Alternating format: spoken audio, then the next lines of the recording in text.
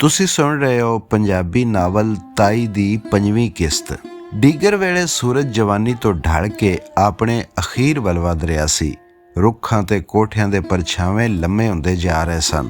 ਤਾਈ ਘਰ ਦੇ ਕੰਮਾਂ ਦੇ ਨਾਲ ਖੁਰਲੀ ਬੱਝੇ ਹੋਏ ਬਲਦਾਂ ਤੇ ਮੱਝ ਨੂੰ ਖੋਲ ਕੇ ਪਾਣੀ ਪਿਆਉਣ ਲਈ ਖਾਲ ਵੱਲ ਲੈ ਟੁਰੀ। ਖਾਲ ਤੇ ਜਾ ਕੇ ਮੱਝ ਤੇ ਚੀਨੇ ਬਲਦ ਨੇ ਪਾਣੀ ਰੱਜ ਕੇ ਪੀ ਲਿਆ, ਪਰ ਚੱਪੇ ਢੱਗੇ ਪਾਣੀ ਨੂੰ ਮੂੰਹ ਨਾ ਲਾਇਆ। ਤਾਈ ਨੂੰ ਫਿਕਰ ਲੱਗੀ। ਉਸ ਗੌਰ ਨਾਲ ਚੱਪੇ ਵੱਲ ਵੇਖਿਆ, ਖੈਰ ਹੋਵੇ। ਪਰ ਨਾਲ ਹੀ ਉਹਨੂੰ ਖਿਆਲ ਆਇਆ, ਜਦੋਂ ਦਾ ਹਫੀਜ਼ ਘਰੀ ਆਇਆ ਏ, ਚੱਪਾ ਉਹਦੇ ਨਾਲ ਬਹੁਤ ਹੀ ਪਿਆਰ ਵਿਖਾ ਰਿਹਾ ਏ। ਹਫੀਜ਼ ਪੱਠੇ ਪਾਵੇ ਤੇ ਖੁਸ਼ ਹੋ ਕੇ ਖਾ ਲੈਂਦਾ ਏ, ਨਹੀਂ ਤੇ ਐਵੇਂ 2-4 ਚੱਕ ਮਾਰ ਕੇ ਛੱਡ ਦਿੰਦਾ ਏ। ਹਫੀਜ਼ ਦੇ ਕੰਡ ਤੇ ਹੱਥ ਫੇਰਨ ਨਾਲ ਚੱਪਾ ਦੂਣ ਸਿਵਾਇਆ ਹੋ ਗਿਆ ਸੀ।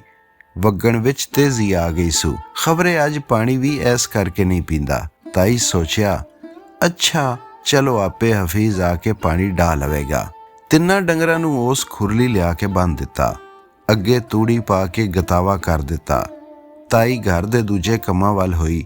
ਉਸ ਆਟਾ ਗੁੰਨ ਕੇ ਉੱਤੇ ਕੰਦੂਰੀ ਪਾ ਕੇ ਢੱਕ ਦਿੱਤਾ। ਸਕੀਨਾ ਉੱਠ ਕੇ ਕੰਮ ਕਰਨ ਲੱਗੀ ਤੇ ਤਾਈ ਰੁਕਦਿਆਂ ਹੋਇਆਂ ਆਖਿਆ, ਨਾ ਦੀਏ, ਤੇਰੀ ਹਾਲੀ ਸਿਹਤ ਠੀਕ ਨਹੀਂ, ਆਰਾਮ ਨਾਲ ਕਾਕੇ ਕੋਲ ਬੈਠੀ ਰਹੋ, ਨਾਲੇ ਸਜਾਏ ਬਾਲ ਨੂੰ ਕਲਿਆਂ ਨਹੀਂ ਛੱਡੀਦਾ। ਪਰ ਤਾਈ, ਮੈਂ ਕਿੰਨਾ ਚਿਰ ਕੰਮ ਨੂੰ ਹੱਥ ਨਾ ਪਾਵਾਂਗੀ। ਸਕੀਨਾ ਦਾ ਖਿਆਲ ਸੀ, ਤਾਈ ਦੇ ਕੰਮਾਂ ਵਿੱਚ ਹੱਥ ਪਵਾਉਣਾ ਚਾਹੀਦਾ ਏ, ਜਿੰਨਾ ਚਿਰ ਮੈਂ ਜਿਉਨੀ ਆ। ਤਾਈ ਮੁਸਕਰਾਉਂਦੀ ਹੋਈ ਚੁੱਲ੍ਹੇ ਵਿੱਚ ਅੱਗ ਦੁਖਾ ਦਿੱਤੀ। ਸਕੀਨਾ ਲਾਜਵਾਬ ਹੋ ਕੇ ਕਾਕੇ ਕੋਲ ਆ ਬੈਠੀ। ਕਾਕੇ ਨਾਲ ਲਾਡ ਕੀਤੇ ਤੇ ਬਾਲ ਨਾਲ ਖੇਡਾਂ ਖੇਡਣ ਲੱਗ ਪਈ। ਮਾਂ ਪੁੱਤਰਾਂ ਨੂੰ ਲਾਡ ਲਡਾਉਂਦਿਆਂ ਵੇਖ ਕੇ ਤਾਈ ਦਿਲ ਹੀ ਦਿਲ ਵਿੱਚ ਖੁਸ਼ ਹੋਈ। ਹਫੀਜ਼ ਤੇ ਸਕੀਨਾ ਦੇ ਆਉਣ ਨਾਲ ਇਸ ਘਰ ਵਿੱਚ ਰੌਣਕ ਆਈ ਹੋਈ ਸੀ, ਨਹੀਂ ਤੇ ਦੋਵੇਂ ਬਜ਼ੁਰਗ ਖਾ ਪੀ ਕੇ ਚੁੱਪਚਾਪ ਸੌਂ ਰਹਿੰਦੇ ਸਨ। ਸੁੰਝਮ ਸੁੰਝੇ ਵਿਹੜੇ ਵਿੱਚ ਉਦਾਸੀਆਂ ਹੀ ਉਦਾਸੀਆਂ ਸਨ। ਕੰਮ ਵੀ ਥੋੜਾ ਹੋਣਾ, ਦਿਨ ਲੰਮੇ ਤੇ ਰਾਤਾਂ ਕਾਲੀਆਂ। ਪਰ ਹੁਣ ਤਾਈ ਨੂੰ ਕੰਮ ਵੀ ਜ਼ਿਆਦਾ ਕਰਨਾ ਪੈਂਦਾ ਤੇ ਹੋਰ ਕਾਕੇ ਤੇ ਕਾਕੇ ਦੀ ਮਾਂ ਦਾ ਖਿਆਲ ਵੀ ਰੱਖਣਾ ਹੁੰਦਾ।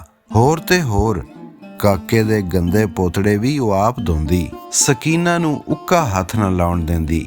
ਉਹਦੇ ਇਸ ਵਰਤਾਰੇ ਨਾਲ ਸਕੀਨਾ ਦੇ ਦਿਲ ਵਿੱਚ ਤਾਈ ਦੀ ਕਦਰ ਹੋਰ ਦੀ ਹੋਰ ਹੁੰਦੀ ਗਈ। ਸਕੀਨਾ ਬਤੇਰਾ ਆਖਣਾ, ਤਾਈ ਕੋਈ ਮੇਰੇ ਜੋਗਾ ਵੀ ਕੰਮ ਰਹਿਣ ਦਿਆ ਕਰ, ਤੂੰ ਵਡੇਰੀ ਏ, ਥੱਕ ਜਾਨੀ ਏ। ਪਰ ਤਾਈ ਹੱਸ ਕੇ ਅੱਗੋਂ ਜਵਾਬ ਦਿੰਦੀ, ਜਿਸ ਦਿਨ ਮੈਂ ਥੱਕ ਗਈ, ਇਹ ਦਿਨ ਤੇ ਰਾਤ ਵੀ ਥੱਕ ਜਾਣਗੇ। ਉਹਦੀ ਤਸੱਲੀ ਵਾਸਤੇ ਫੇਰ ਵੀ ਤਾਈ ਆਖਿਆ, ਧੀਏ ਤੇਰੀ ਉਮਰ ਹਾਲੀ ਕਿਹੜੀ ਏ, ਕੰਮ ਕਰਦਿਆਂ ਮੇਰੀ ਕਿਹੜੀ ਹੁਣ ਹੱਡੀ ਘਸ ਜਾਣੀ ਏ। ਇਹੋ ਹੀ ਤੇ ਦਿਨ ਨੇ ਤੁਹਾਡੇ ਆਰਾਮ ਕਰਨ ਤੇ ਖਾਣ ਪੀਣ ਦੇ। ਸਕੀਨਾ ਦੀਆਂ ਅੱਖਾਂ ਤਾਈ ਵੱਲ ਗੱਡੀਆਂ ਗਈਆਂ।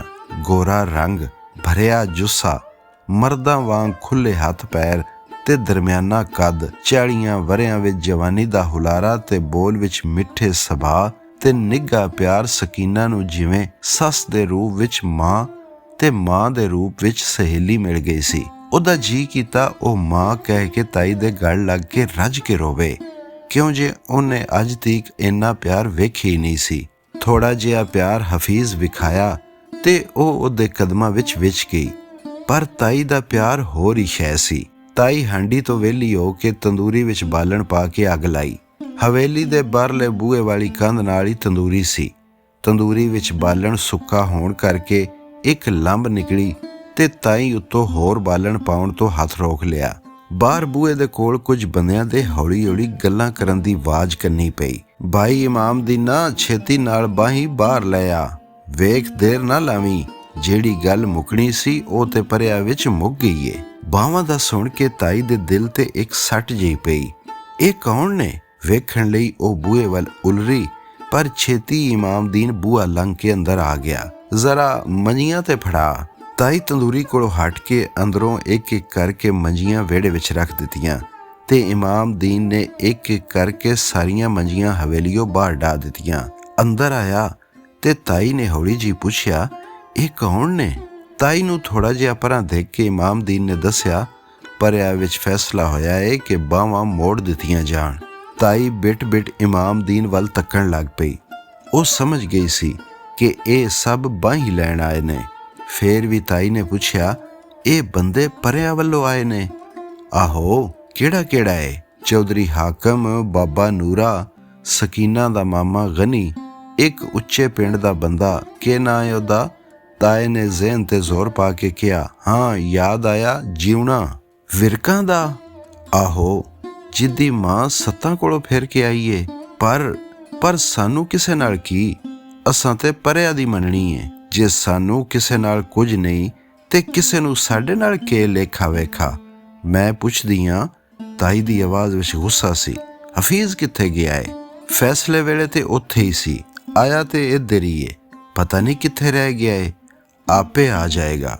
ਤੂੰ ਕੁੜੀ ਦੇ ਸਿਰ ਉੱਤੇ ਪਿਆਰ ਦੇ ਕੇ ਲੈ ਆ, ਬਾਹਰ ਉਹਦਾ ਮਾਮਾ ਖਲੋਤਾ ਏ।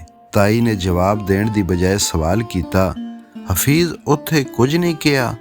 ਇਮਾਮਦੀਨ ਨੇ ਹੌਲੀ ਜਿਹੀ ਕਿਹਾ, ਨਹੀਂ। ਤਾਈ ਕੜਕ ਕੇ ਬੋਲੀ। ਇਮਾਮਦੀਨ ਤਾਈ ਦੇ ਸੁਭਾਅ ਦਾ ਚੰਗੀ ਤਰ੍ਹਾਂ ਜਾਣੂ ਸੀ। ਉਹ ਸੋਚਣ ਲੱਗਾ, ਜੇ ਬੇਗਾ ਇਨਕਾਰ ਕਰ ਦਿੱਤਾ ਤੇ ਫਿਰ ਕੀ ਬਣੇਗਾ। ਉਹਨੇ ਬੜੀ ਹਾਰੀ ਹੋਈ ਆਵਾਜ਼ ਨਾਲ ਕਿਹਾ। ਫੈਸਲੇ ਵੇਲੇ ਉਹ ਚੁੱਪ ਸੀ। ਬਾਈਂ ਮੋੜਨ ਵਿੱਚ ਉਹ ਰਾਜ਼ੀ ਜਾਪਦਾ ਸੀ। ਮੁੰਡਿਆਂ ਖੁੰਡਿਆਂ ਕੋਲੋਂ ਅਜਿਹੀਆਂ ਗਲਤੀਆਂ ਹੋ ਹੀ ਜਾਂਦੀਆਂ ਨੇ। ਜਦੋਂ ਚਾਲ ਲੱਥ ਜਾਵੇ ਤੇ ਫਿਰ ਉਹ ਗੱਲ ਨਹੀਂ ਰਹਿੰਦੀ। ਚੱਲ ਤੂੰ ਛੇਤੀ ਕਰ। ਪਰ ਮੈਂ ਬਾਹਾਂ ਨਹੀਂ ਮੋੜ ਸਕਦੀ। ਤਾਈ ਆਪਣਾ ਫੈਸਲਾ ਸੁਣਾ ਦਿੱਤਾ। ਇਹ ਪਰਿਆ ਦਾ ਫੈਸਲਾ ਏ। ਇਮਾਮਦੀਨ ਤਰਲਾ ਜਿਹਾ ਪਾਇਆ। ਸੋਚ ਲੈ, ਤੇਰੇ ਨਾ ਕਰਨ ਨਾਲ ਆਪਣਾ ਹੁੱਕਾ ਪਾਣੀ ਬੰਦ ਹੋ ਜਾਣਾ ਏ। ਤਾਈ ਅੱਖਾਂ ਵਿੱਚ ਨਫ਼ਰਤ ਭਰ ਕੇ ਕਿਹਾ, ਸਾਹ ਵੀ ਨਿਕਲ ਜਾਣ ਤੇ ਲੋਕੀ ਨੂੰਹਾਂ ਦੀ ਬਾਂਹ ਗੈਰਾਂ ਨੂੰ ਨਹੀਂ ਫੜਾਉਂਦੇ।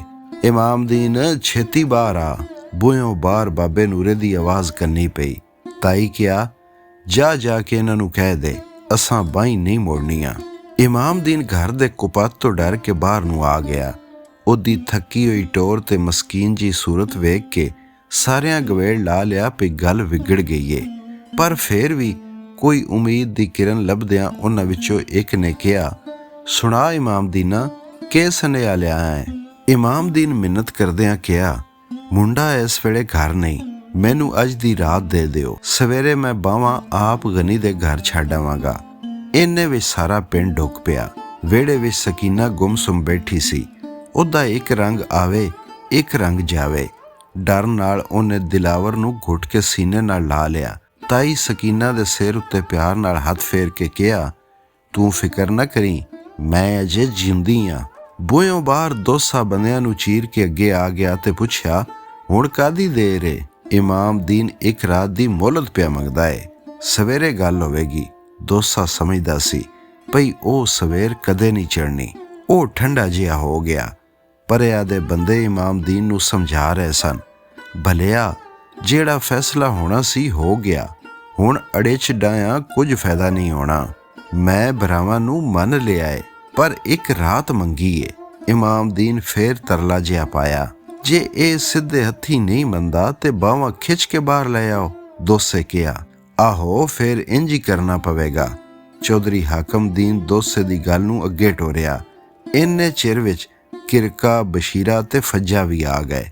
ਉਹਨਾਂ ਤਿੰਨਾਂ ਅਜੇ ਵੀ ਛਵੀਆਂ ਫੜੀਆਂ ਹੋਈਆਂ ਸਨ। ਉਹ ਚੁੱਪਚਾਪ ਭੀੜ ਵਿੱਚ ਗਵਾਚ ਗਏ। ਚੌਧਰੀ ਹਾਕਮ ਦੇ ਮੂੰਹੋਂ ਹੌਸਲੇ ਦੀ ਗੱਲ ਸੁਣ ਕੇ ਦੋਸਾ ਫੇਰ ਬੋਲਿਆ, ਉਡੀਕਦੇ ਕਿਨੂੰ ਜੇ? ਅੱਗੇ ਹੋ ਕੇ ਖਿੱਚ ਲਿਆਓ ਬਾਈ। ਮੈਂ ਜੋ ਆਖਿਆ ਸਾਰਾ ਭਾਰ ਚੁੱਕ ਲਵਾਂਗਾ। ਦੋਸੇ ਦੇ ਲਲਕਾਰਨ ਉੱਤੇ 2-3 ਮੁੰਡੇ ਬੂਹੇ ਵੱਲ ਵੱਧੇ। ਇੱਕਦਮ ਦੋਹਾਂ ਦੀ ਕੰਡ ਉੱਤੇ ਪੁੱਠੀਆਂ ਛਵੀਆਂ ਵੱਜੀਆਂ ਤੇ ਉਹ ਮੂੰਹ ਦੇ ਬਾਹਰ ਡਿੱਗਦੇ ਪਿਛਾਂ ਬੰਦਿਆਂ ਵਿੱਚ ਜਾ ਲੁਕੇ। ਕਿਰਕਾ ਤੇ ਬਸ਼ੀਰਾ ਦੋਵੇਂ ਬੂਹੇ ਵਿੱਚ ਜਾ ਖਲੋਤੇ। ਕਿਰਕਾ ਚੌੜੇ ਸੀਨੇ ਨੂੰ ਹੋਰ ਚੌੜਾ ਕਰਕੇ ਬੋਲਿਆ, ਆਓ ਕਿਹੜਾ ਅੱਗੇ ਆਉਂਦਾ ਏ? ਚੌਧਰੀ ਹਾਕਮ ਨੂੰ ਇੰਜ ਕਮੀਆਂ ਦੇ ਮੁੰਡੇ ਡਾਂਗ ਛਵੀ ਫੜੀ ਖਲੋਤੇ ਬਹੁਤ ਬੁਰੇ ਲੱਗੇ। ਉਸ ਮੋਟੀ ਜੀ ਗਾਲ ਕੱਢ ਕੇ ਆਖਿਆ, ਓਏ ਤੁਸੀਂ ਪਰਿਆ ਦੀ ਦਾੜੀ ਮੁੰਨਣ ਲੱਗੇ ਹੋ? ਚੌਧਰੀ ਹਾਕਮ ਦੀਆਂ ਅੱਖਾਂ ਵਿੱਚ ਗੁੱਸਾ ਵੇਖ ਕੇ ਦੋਵੇਂ ਜ਼ਰਾ ਕੁ ਠਠੰਬਰ ਗਏ। ਦੋਹਾਂ ਦਾ ਧਿਆਨ ਫੱਜੇ ਵੱਲ ਸੀ, ਭਈ ਤੇਰੇ ਪਿਓ ਨੂੰ ਕੀ ਜਵਾਬ ਦੇਈਏ। ਚੌਧਰੀ ਹਾਕਮ ਨੇ ਨਜ਼ਰਾਂ ਘੁਮਾ ਕੇ ਤੱਕਿਆ। ਉਹਦਾ ਪੁੱਤਰ ਫਜ਼ਲ ਵੀ ਛਵੀ ਫੜੀ ਖਲੋਤਾ ਸੀ। ਹੂੰ, ਸਾਰੀ ਸ਼ਰਾਰਤ ਤੇਰੀ ਏ, ਹੁਣ ਅਸਾਡੀ ਤੂੰ ਨੱਕ ਵੱਢੇਗਾ। ਹਾਕਮਦੀਨ ਗੁੱਸੇ ਨਾਲ ਲਾਲ ਪੀਲਾ ਹੋ ਗਿਆ। ਜੇ ਤੂੰ ਚੌਧਰੀ ਜਾਮੀ ਪਿਆ ਹੈ ਤੇ ਫੈਸਲਾ ਵੀ ਆਪ ਕਰ ਲੈਣਾ ਸੀ। ਸਾਰੀ ਬਰਾਦਰੀ ਭਰਿਆ ਵਿੱਚ ਮੁੱਕੀ ਗੱਲ ਫੇਰ ਵਧਾ ਦਿੱਤੀ। ਮੈਂ ਵੀ ਸੋਚਦਾ ਸਾਂ ਇਹਨਾਂ ਕਮੀਆਂ ਦੀ ਇਹ ਜ਼ਰੂਰਤ ਮੇਰੇ ਅੱਗੇ ਡਾਂਗਾ ਫੜ ਕੇ ਖਲੋਣ। ਅੱਜ ਸਾਰੇ ਪਿੰਡ ਦੇ ਸਾਹਮਣੇ ਤੂੰ ਮੇਰੀ ਬੇਇੱਜ਼ਤੀ ਕਰਵਾ ਦਿੱਤੀ ਏ। ਐ ਲੈ ਫੜ ਪੱਗ ਮੇਰੀ ਤੇ ਮਾਰ ਸਾਰਿਆਂ ਦੇ ਸਾਹਮਣੇ ਠੁੱਡੇ। ਹਾਕਮਦੀਨ ਸਿਰ ਉੱਤੋਂ ਪੱਗ ਲਾਹਣ ਲੱਗਾ ਤੇ ਫਜ਼ਲ ਹੱਥ ਪਾ ਕੇ ਸਿਰ ਤੇ ਪੱਗ ਰਹਿਣ ਦਿੱਤੀ ਤੇ ਹੌਲੀ ਜੀ ਬੋਲਿਆ, ਅੱਬਾ ਜੀ, ਕਿ ਪਰਿਆ ਵਿੱਚ ਇਹ ਫੈਸਲਾ ਵੀ ਹੋਇਆ ਸੀ ਜੇ ਹਫੀਜ਼ ਬਾਈ ਨਾ ਮੋੜੇ ਤੇ ਧੱਕੋ ਧੱਕੀ ਘਰੋਂ ਖਿੱਚ ਲਿਆਉਣਾ। ਚੌਧਰੀ ਹਾਕਮ ਨੂੰ ਆਪਣੀ ਗਲਤੀ ਦਾ ਅਹਿਸਾਸ ਹੋਇਆ। ਫਿਰ ਵੀ ਆਪਣੀ ਪੱਤ ਰੱਖਣ ਵਾਸਤੇ ਹੌਲੀ ਜੀ ਬੋਲਿਆ, ਪਰ ਤੇਰੀ ਸ਼ੈ ਪਾ ਕੇ ਅੱਜ ਇਹ ਕੰਮੀ ਮੇਰੇ ਸਾਹਮਣੇ ਆ ਖਲੋਤੇ ਨੇ। ਨਹੀਂ, ਅੱਜ ਨਹੀਂ, ਜਿਵੇਂ ਤੁਸਾਂ ਆਪਣੇ ਯਾਰ ਨੂੰ ਖੁਸ਼ ਕਰਨ ਵਾਸਤੇ ਪਰਿਆ ਦਾ ਫੈਸਲਾ ਤੋੜਿਆ ਹੈ, ਉਸੇ ਤਰ੍ਹਾਂ ਇਹਨਾਂ ਨੇ ਵੀ ਕੀਤਾ ਹੈ। ਆਖਰ ਇਹ ਵੀ ਹਫੀਜ਼ ਦੇ ਯਾਰ ਨੇ। ਜੇ ਘਰ ਵਾਲੇ ਬਾਈ ਮੋੜਨ ਤੇ ਅੱਗੇ ਨਹੀਂ ਆਉਣਗੇ, ਪਰ ਜੇ ਕੋਈ ਧੱਕਾ ਕਰੇ ਤੇ ਫਿਰ ਅਸਾਂ ਨਹੀਂ ਆਉਣ ਦੇਣਾ। ਇਸ ਗੱਲ ਉੱਤੇ ਚੌਧਰੀ ਹਾਕਮ ਨੂੰ ਬੜਾ ਕੁਝ ਸੋਚਣਾ ਪਿਆ। ਫਿਰ ਉਹਨੇ ਕਿਹਾ, ਜੇ ਬਾਈ ਨਾ ਮੁੜਨ ਤੇ ਫਿਰ ਇਹਦਾ ਹੁੱਕਾ ਪਾਣੀ ਬੰਦ ਹੋਵੇਗਾ। ਇਸ ਫੈਸਲੇ ਉੱਤੇ ਅਮਲ ਅਸੀਂ ਆਪ ਕਰਾਵਾਂਗੇ। ਕਮਰੇ ਵਿੱਚ ਲਾਲਟੈਨ ਦੀ ਨਿੰਮੀ ਜਿਹੀ ਲੋ ਵਿੱਚ ਹਰ ਸ਼ੈ ਮਸਕੀਨ ਜਿਹੀ ਨਜ਼ਰੀਆਂ ਆ ਰਹੀ ਸੀ। 4-5 ਕੁਰਸੀਆਂ, ਮੇਜ਼ ਤੇ ਪਲੰਗ। ਮਲਕ ਰਿਆਜ਼ ਕਮਰੇ ਵਿੱਚ ਇਕੱਲਾ ਹੀ ਟਹਿਲ ਰਿਹਾ ਸੀ। ਇਹ ਕਮਰਾ ਉਹਦੇ ਸੌਣ ਵਾਲਾ ਕਮਰਾ ਸੀ। ਕੋਈ ਗੂੜਾ ਸੱਜਣ ਜਾਂ ਕੋਈ ਪਿੰਡ ਦਾ ਕਮੀ ਕਮੀਨ ਇੱਥੇ ਆ ਜਾ ਸਕਦਾ ਸੀ। ਓਪਰਿਆਂ ਤੇ ਹੋਰ ਮਿਲਣ ਵਾਲਿਆਂ ਨੂੰ ਉਹ ਬਾਹਰ ਹਵੇਲੀ ਦੀ ਬੈਠਕ ਵਿੱਚ ਹੀ ਮਿਲ ਲੈਂਦਾ ਸੀ। ਚੰਨ ਹਾਲੀ ਨਹੀਂ ਸੀ ਚੜਿਆ। ਸ਼ਾਮ ਦਾ ਹਨੇਰਾ ਖਿਲਰਿਆ ਹੋਇਆ ਸੀ। ਟਹਿਲਦਿਆਂ ਮਲਕ ਰਿਆਜ਼ ਨੂੰ ਖਿਆਲ ਆਇਆ, ਖਬਰਾਂ ਦਾ ਵੇਲਾ ਹੋ ਗਿਆ ਹੋਣਾ ਹੈ। ਉਸ ਅੱਗੇ ਵੱਧ ਕੇ ਅਲਮਾਰੀ ਵਿੱਚ ਰੱਖੇ ਹੋਏ ਟਰਾਂਸਿਸਟਰ ਦਾ ਆਵਾਜ਼ ਵਾਲਾ ਬੀੜਾ ਘੁਮਾਇਆ। ਕੋਈ ਮਿੱਠੇ ਸੁਰ ਵਿੱਚ ਗਾਉਣ ਪਿਆ ਗਾਉਂਦਾ ਸੀ। ਗਾਉਣ ਤੋਂ ਬਾਅਦ ਖਬਰਾਂ ਤੇ ਖਬਰਾਂ ਤੋਂ ਬਾਅਦ ਤਬਸਰਾ। ਅੱਜ ਦੀਆਂ ਖਬਰਾਂ ਤੇ ਤਬਸਰਾ ਸੁਣ ਕੇ ਉਹ ਇਸ ਸਿੱਟੇ ਉੱਤੇ ਅਪੜਿਆ, ਭਈ ਬੁਨਿਆਦੀ ਜਮਹੂਰੀਅਤ ਦਾ ਅਸਲ ਵੈਰਵਾ ਕੀ ਏ। ਇਸ ਨਾਲ ਪਿੰਡਾਂ ਦੇ ਲੋਕਾਂ ਨੂੰ ਲੋਕਾਂ ਦੇ ਘਰਾਂ ਦੇ ਨੇੜੇ ਇਨਸਾਫ ਦਿੱਤਾ ਜਾਵੇਗਾ।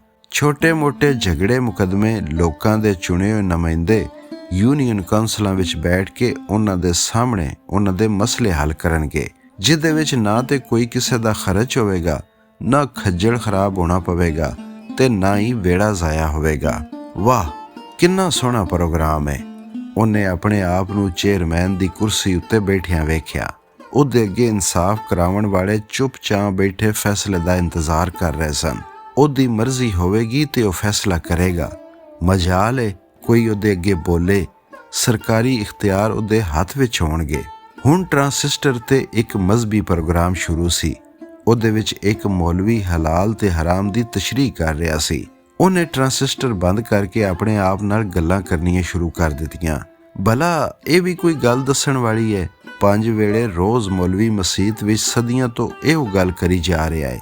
ਰੇਡੀਓ ਉੱਤੇ ਸਿਰਫ ਖਬਰਾਂ ਤੇ ਤਬਸਰੇ ਹੋਣੇ ਚਾਹੀਦੇ ਨੇ, ਜਾਂ ਕੋਈ ਨਵਾਂ ਕਾਨੂੰਨ ਬਣੇ ਤੇ ਉਹਦੇ ਬਾਰੇ ਲੋਕਾਂ ਨੂੰ ਦੱਸਿਆ ਜਾਵੇ। ਜੁਰਮਾਂ ਦੀਆਂ ਸਜ਼ਾਵਾਂ ਮੈਂ ਆਪ ਲੋਕਾਂ ਨੂੰ ਸਮਝਾਵਾਂਗਾ। ਭਲਾ ਸਮਝਦੇ ਕਿਉਂ ਨਹੀਂ? ਅੱਜ ਦੀ ਪਰਿਆ ਦੇ ਖਿਆਲ ਨਾਲ ਉਹਨੂੰ ਗੁੱਸਾ ਆ ਗਿਆ। ਕਮੀ ਕਮੀਨ ਕਿੰਨੇ ਭੌਤਰੇ ਹੋਏ ਨੇ। ਕਿਰਕਾ ਤੇ ਬਸ਼ੀਰਾ ਉਹਨੂੰ ਖਾਸ ਕਰਕੇ ਚੁੱਭੇ, ਜਿਹੜੇ ਅੱਜ ਚੌਧਰੀ ਹਾਕਮ ਦੀਨ ਦੇ ਸਾਹਮਣੇ ਆ ਖਲੋਤੇ ਸਨ। ਮੈਂ ਭਾਵੇਂ ਉੱਥੇ ਨਹੀਂ ਸਾਂ, ਫੈਸਲਾ ਤੇ ਮੈਂ ਹੀ ਕਰਵਾਇਆ ਸੀ। ਅੱਛਾ, ਕੋਈ ਗੱਲ ਨਹੀਂ, ਜ਼ਰਾ ਇਲੈਕਸ਼ਨ ਹੋ ਲਵੇ ਤੇ ਹਰ ਗੱਲ ਵੇਲੇ ਨਾਲ ਹੁੰਦੀ ਏ। ਬਾਹਰੋਂ ਕਿਸੇ ਦੇ ਪੈਰਾਂ ਦੀ ਆਵਾਜ਼ ਆਈ। ਮਲਕ ਰਿਆਜ਼ ਬੂਹੇ ਵੱਲ ਵਧਿਆ। ਕੌਣ ਏ? ਲਾਂਘਾ। ਮੈਂ ਆ ਮਲਕ ਜੀ, ਤੂੰ ਮੈਨੂੰ ਬੁਲਾਇਆ ਸੀ। ਆਓ ਆਓ। ਮਲਕ ਰਿਆਜ਼ ਅੱਗੇ ਵੱਧ ਕੇ ਚੌਧਰੀ ਹਾਕਮ ਦੀਨ ਨੂੰ ਜੀ ਆਇਆ ਆਖਿਆ। ਇੱਧਰ ਕੁਰਸੀ ਉੱਤੇ ਬਹਿ ਜਾ। ਨਹੀਂ ਯਾਰ, ਮੈਂ ਤੇ ਪਲੰਗ ਉੱਤੇ ਬੈਠਾਂਗਾ। ਹਾਕਮ ਦੀਨ ਪਲੰਗ ਵੱਲੇ ਉਲ ਰਿਹਾ। ਕੁਰਸੀ ਤੇ ਬੰਦਾ ਐਵੇਂ ਆਕੜਿਆ ਤੇ ਜਕੜਿਆ ਰਹਿੰਦਾ ਏ। ਕੁਰਸੀ ਤੇ ਤੁਸੀਂ ਵੱਡੇ ਲੋਕ ਹੀ ਚੰਗੇ ਲੱਗਦੇ ਹੋ।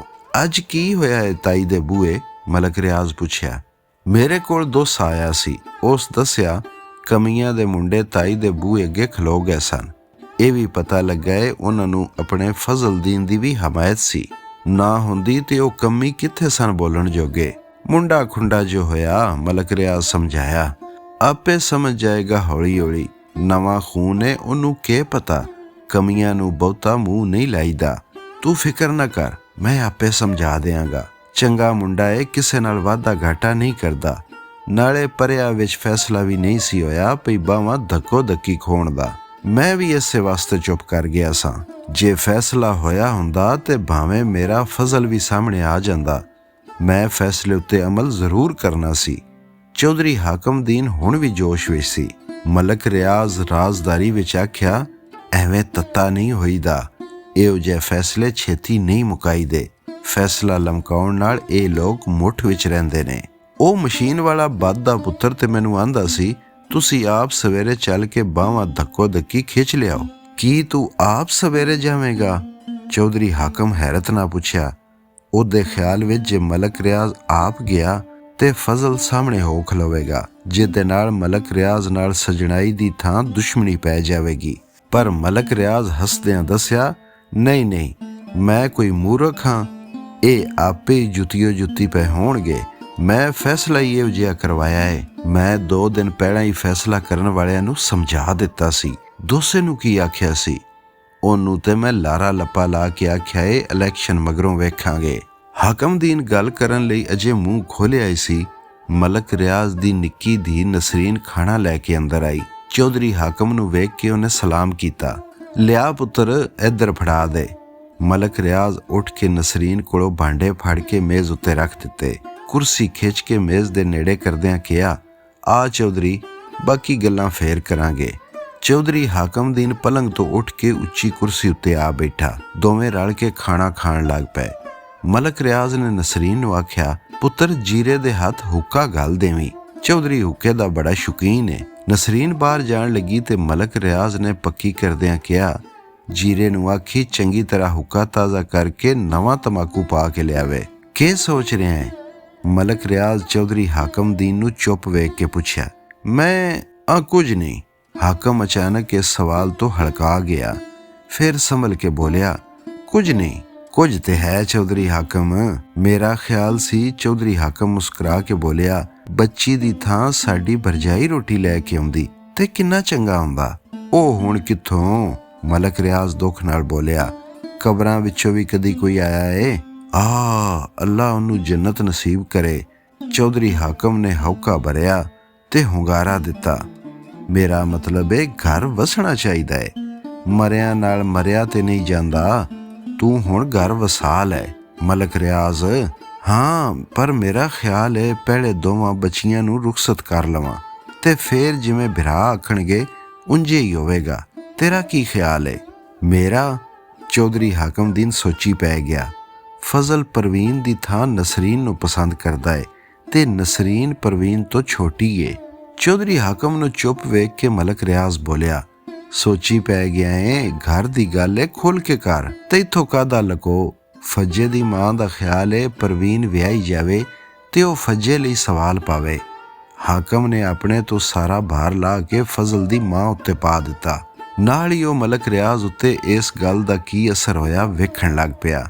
ਪਰ ਮਲਕ ਰਿਆਜ਼ ਨੇ ਕਿਹਾ, ਮੇਰਾ ਇਰਾਦਾ ਦੋਵਾਂ ਭੈਣਾਂ ਨੂੰ ਇਕੱਠਿਆਂ ਟੋਰਨ ਦਾ ਏ। ਪਰਵੀਨ ਚੱਕ ਛੱਤੀ ਦੇ ਜ਼ੈਲਦਾਰ ਦੇ ਪੁੱਤਰੇ ਸਿਕੰਦਰ ਨਾਲ ਵਿਆਹਣ ਦਾ ਖਿਆਲ ਏ ਮੇਰਾ। ਹਾਕਮ ਦੇ ਸਾਹ ਵਿੱਚ ਸਾਹ ਆਇਆ। ਉਹਨੇ ਗੱਲ ਨੂੰ ਫਰੋੜਨ ਲਈ ਕਿਹਾ, ਜ਼ੈਲਦਾਰ ਦੇ 4 ਪੁੱਤਰ ਨੇ, ਸਿਕੰਦਰ ਕਿਹਦੇ ਵਿੱਚੋਂ ਏ? ਚੌਧਰੀ ਅਸ਼ਰਫ ਦੀ ਦੂਜੀ ਵਹੁਟੀ ਵਿੱਚੋਂ। ਮੁੰਡਾ ਫੌਜ ਵਿੱਚ ਕਪਤਾਨ ਏ, ਛੇਤੀ ਇਹ ਮੇਜਰ ਹੋਣ ਵਾਲਾ ਏ। ਫੇਰ ਤੇ ਮੁਬਾਰਕਾਂ। ਚੌਧਰੀ ਹਾਕਮ ਨੇ ਸੋਚਿਆ, ਹੁਣ ਤੇ ਨਸਰੀਨ ਹੀ ਫੱਜੇ ਦੇ ਹਿੱਸੇ ਆਵੇਗੀ। ਇਸ ਲਈ ਉਹਨੇ ਸੁੱਖ ਦਾ ਸਾਹ ਭਰਿਆ। ਬਸ ਠੀਕ ਏ। ਦੋਵੇਂ ਜੰਜਾਂ ਇੱਕੋ ਦਿਨ ਡੁੱਕਣਗੀਆਂ। ਜੀਰਾ ਹੁੱਕਾ ਲੈ ਕੇ ਆ ਗਿਆ। ਚੌਧਰੀ ਹਾਕਮ ਹੁੱਕੇ ਨੂੰ ਸਿੱਧਾ ਕਰਕੇ ਆਪਣੇ ਵੱਲ ਕਰ ਲਿਆ। ਮਲਕ ਰਿਆਜ਼ ਹੁੱਕਾ ਟਿਕਾਉਣ ਵਿੱਚ ਉਹਦੇ ਨਾਲ ਹੱਥ ਪਵਾਇਆ। ਦੋਵਾਂ ਇੱਕ ਇੱਕ ਸੂਟਾ ਭਰਿਆ। ਕੁਝ ਚਿਰ ਹੁੱਕਾ ਛਿੱਕਣ ਤੋਂ ਬਾਅਦ ਹਾਕਮ ਜਾਣ ਵਾਸਤੇ ਉੱਠਿਆ। ਉਹਦੇ ਅੰਦਰ ਦੀ ਖੁਸ਼ੀ ਉਹਨੂੰ ਚੂੰਡੀਆਂ ਵੱਢ ਰਹੀ ਸੀ। ਉਹ ਛੇਤੀ ਨਾਲ ਪੁੱਤਰ ਨੂੰ ਇਹ ਖੁਸ਼ਖਬਰੀ ਸੁਣਾਉਣਾ ਚਾਹੁੰਦਾ ਸੀ। ਚੌਧਰੀ ਹਾਕਮ ਦੇ ਉੱਠਣ ਨਾਲ ਮਲਕ ਰਿਆਜ਼ ਵੀ ਉੱਠ ਖਲੋਤਾ ਤੇ ਕੁੜਮਾ ਚਾਰੀ ਲਈ ਬਾਹਰ ਤੀਕ ਉਹਨੂੰ ਵਿਦਾ ਕਰਨ ਲਈ ਆਇਆ। ਵਿਦਿਆ ਕਰਦਿਆਂ ਹੋਇਆਂ ਮਲਕ ਰਿਆਜ਼ ਨੇ ਕਿਹਾ, ਸਵੇਰੇ ਫਜ਼ਲਦੀਨ ਨੂੰ ਮੇਰੇ ਕੋਲ ਘੱਲੀ, ਮੈਂ ਆਪੇ ਸਮਝਾ ਲਵਾਂਗਾ। ਚੰਗਾ। ਹਾਕਮਦੀਨ ਹਵੇਲੀ ਦੇ ਬਾਹਰਲੇ ਬੂਹੇ ਵੱਲ ਟੁਰ ਗਿਆ। ਬਰਤਨ ਲੈਣ ਆਈ ਨਸਰੀਨਾ ਨੇ ਪੁੱਛਿਆ, ਅੱਬਾ ਕੌਣ ਆਵੇਗਾ? ਫਜ਼ਲਦੀਨ। ਜੇ ਮੈਂ ਘਰ ਨਾ ਆਵਾਂ ਤੇ ਮੇਰੇ ਮਗਰੋਂ ਉਹਨੂੰ ਬਿਠਾ ਲਵੀਂ। ਹੈਂ? ਉਹਨੂੰ ਮੈਂ ਬਿਠਾ ਲਵਾਂ?